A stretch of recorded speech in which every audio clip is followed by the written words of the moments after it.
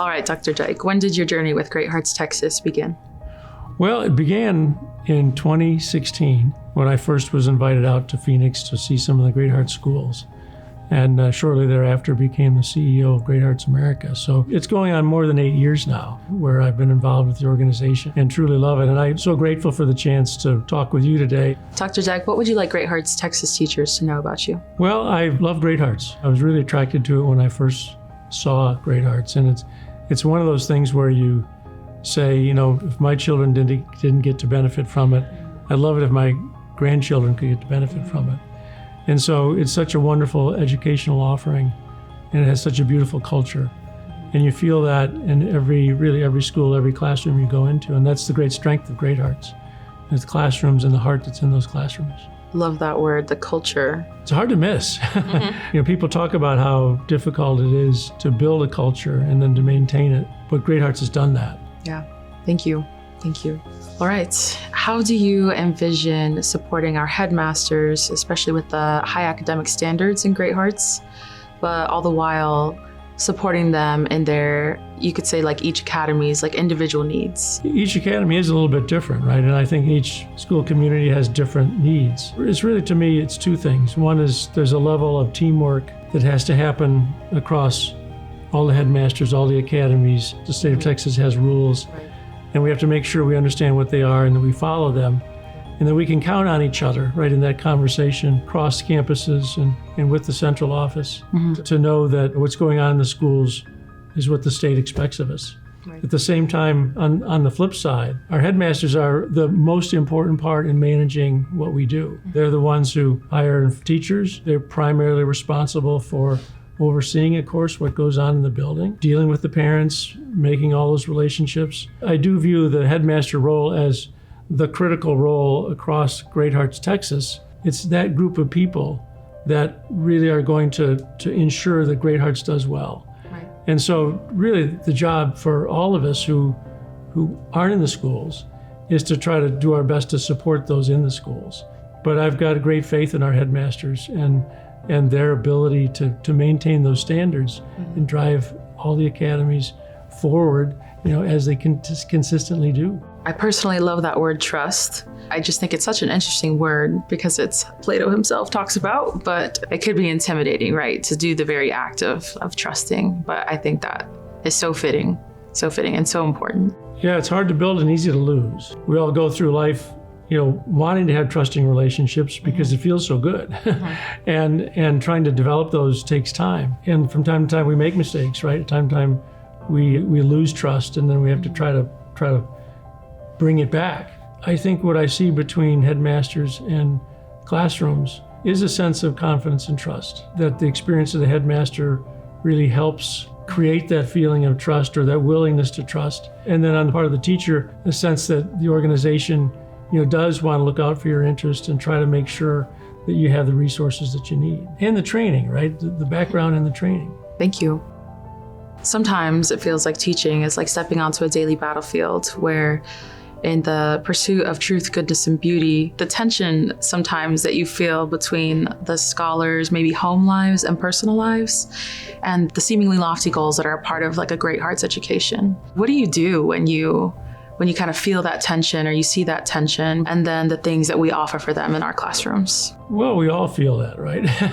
You know, whether a scholar, a teacher, superintendent, you know, we all have those tensions pulling in different directions. And I think for what I've seen in walking through classrooms is really the ability of Great Hearts teachers to focus attention, to try to remove the outer distractions. Maybe it helps that the school keeps some of those distractions out as well. But I think it's the focus on what's going on in the classroom, even the art, some of the decorations that I've seen really helped, I think, draw the student in. In many places, just beautifully arranged to try to draw your eye to different parts of the learning experience. But it comes back to the teacher, right? and drawing people in and getting their attention. Yeah. I've seen it done with humor. I've seen it done with intriguing questions. I've seen it done with exciting projects. So I've seen it done in so many different ways that the tools that the Great Hearts teachers use to do that. And it certainly works on me when I walk in and see what's going on. Yeah, thank you. Thank you. Classical education in this modern world has its challenges, right? I think we could think quickly and easily how that, what comes to mind. So how important is, you can call it policy or just Great Hearts' stance on low technology and pop culture in our classrooms? I think in many ways, Great Hearts was a pioneer in these respects. Maybe not the only institution to start so early to say, we're going to try to keep that out. More and more people are catching on to the importance of that. So it's not just for classical education, right? It's for all education. But I think Great Hearts really can be very proud of itself for recognizing the problem well before other people did. And then taking a stand to say, hey, this is what we need to do to protect our classrooms. And people accepting it. People going along with it, understanding it's just part of the rules. But in the building, they know it's called a safe zone from a lot of that technology, which we know now can have some really detrimental effects. Trying to put learning at the center of a young person's life as opposed to technology at the center of one person's life, it's a fight, right? It's a fight for everybody. Yeah, it feels like parents, that. you, me. Yeah, it seems extremely important. Thank you. Schools across America, it seems, may be having a problem with teacher retention. And while Great Hearts has had the outstanding opportunity to kind of like employ teachers and to retain teachers, there are challenges that come up. How do we keep our teachers teaching? I think most people, regardless of their profession, but certainly in the teaching profession, want to go to a place where they feel welcome, where they feel they can do good work. And so that's the first part of teacher retention, right? A big second part, and I hear it often, is pay, right? So what kind of pay can I get at Great Hearts, and how does it compare to the other places I might, go? I just saw a statistic the other day that the big difference for charter schools, and for Great Hearts in particular, is the difference in what we get from state and local revenue. So as an example, Great Hearts gets about $11,000 per student, from a variety of revenue sources. And most, on average in Texas, the school districts get about $15,000 per student. So that's almost a 50% difference. Not quite, but almost. And so I think the big opportunity and challenge for charter schools is to convince state leadership to help make sure that charter schools are getting adequate funding. And that helps with that other part of the retention equation. Right. Apart from, I love where I work, can I get paid enough to do what I want to do with my life? And so we clearly have to work on both, right? And since my time as superintendent, I'm learning about both. But in particular, in this legislative session, which comes up, in the spring, we're hopeful that the state will recognize that the charter school funding difference is so great, and they'll try to help us address it. Wonderful. What key indicators of success will you be looking at to determine whether Great Hearts Texas is going in the right direction or on the right track or meeting your goals for scholars and faculty? Well, when you start talking about key indicators, right, it all of a sudden starts to sound like statistics.